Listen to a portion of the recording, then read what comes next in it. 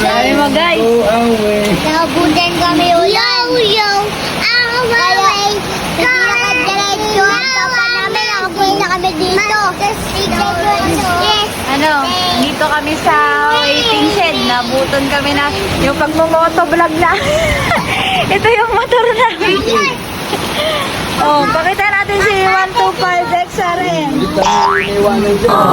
Oh, ilan kami? Ito kaming lahat. 5. Oh, ito yung motor namin. Na-stranded kami. Ganito tara, babiyahe kasi kami pa Baguio kasi. Ayan yung ulan. Buti may waiting. Buti may waiting shed dito. Yan, kikita nyo naman, lakas ng ulan. Grabe yung ulan. Anong oras na ba? Time check. 1:25. Galing kaming prayer meeting. Galas ng prayer meeting. Oh, saan tayo galing? Ayan, kumikidlat-kidlat pa yung langit. Pa yan sa taas. Nasa kalahati pa lang kami ng biyahe. Mga 1.5 hours na lang ito. Ito, naka-jacket.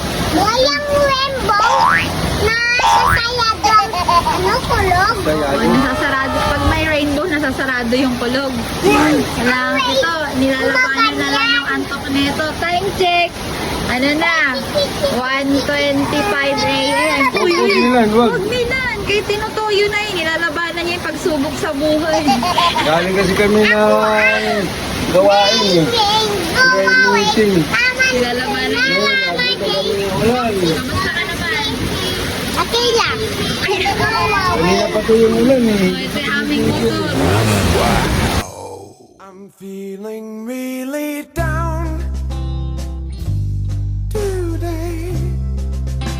I'm feeling really under the weather. And it is no problem or lack of pleasure. It's just the weather. After 20 minutes, medyo humina na yung ulan kaya umalis na rin kami dito sa area na to. So, salamat dahil may mga waiting shed na ganito. Talagang nala kami rin ni Lord dito para makapagpasilong, mapadaan ng ulan. So, hindi na namin na-videohan pero may nadaanan kaming baha. Mga 1 foot din siguro yung lalim doon. Si Mila natakot pero si Mila sobrang nag-enjoy sa baha. Gusto pa nga niyang bumalik. Pero syempre, madilim na, gabi na, madaling araw na nga, kailangan na namin makauwi. At salamat sa Lord dahil ligtas kami nakauwi.